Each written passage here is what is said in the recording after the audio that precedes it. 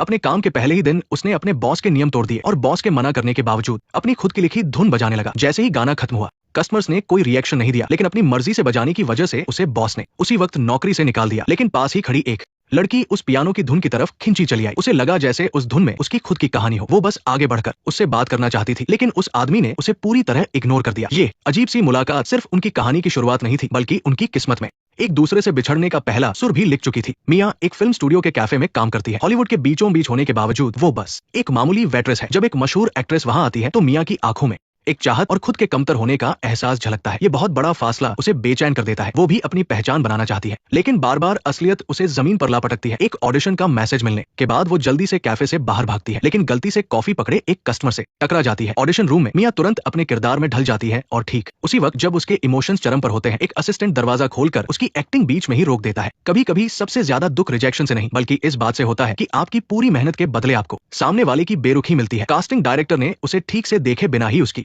इस कोशिश को भी फेल कर दिया। ऑडिशन रूम से बाहर निकलते ही कॉरिडोर में उसी की तरह कई खूबसूरत और जवान लड़कियां बैठी थी। सपनों के पीछे भागने वाली इस भीड़ में वो बस एक आम सी लड़की थी। प्लीज ऐसा मत करो, प्लीज वहां मत बैठो। दूसरी तरफ सेबा की जिंदगी भी कुछ खास नहीं चल रही। वो टपकती छत वाले एक अपार्टमेंट में रहता है और एक म्यूजिक लेजेंड की कुर्सी को अपने लिए अनमोल खजाना मानता है। उसकी बहन उससे मिलने आती है और बहुत समझाती है कि वो उस जैज म्यूजिक को छोड़ दे जिसे कोई नहीं सुनता और कोई अच्छी नौकरी ढूंढकर अपने बिल्स भरे। इससे सेबा एक दुविधा में पड़ जाता है। जब सपनों से पेट नहीं भरता तो लगता है जैसे उनकी कोई कीमत नहीं रह जाती। बसंत का मौसम आता है, सब कुछ नया सा लगने लगता है और नए मौके भी मिलते हैं। एक पूल पार्टी में मिया एक बार फिर सेबा से मिलती है। इस बार वो एक बैंड का कीबोर्ड प्लेयर बन गया था और अजीब से कपड़े पहनकर वही पॉप म्यूजिक बजा रहा था जिससे उसे सख्त नफरत थी। जिंदा रहने के लिए उसे उस कमर्शियल म्यूजिक के आगे झुकना पड़ा। ये समझौता आगे चलकर उसके एक बहुत बड़े फैसले की नींव रखता है। परफॉर्मेंस के बाद सेबा मिया के पास जाता है और आखिरकार उन दोनों के बीच एक असली बातचीत होती है। वे एक दूसरे के काम का मजाक उड़ाते हैं। ये बातचीत भले ही थोड़ी कड़वी लग रही थी, लेकिन इससे वे दोनों एक दूसरे के करीब आ गए। पार्टी खत्म होने के बाद मिया के पीछे एक घमंडी राइटर पड़ जाता है। वो चालाकी से सेबा को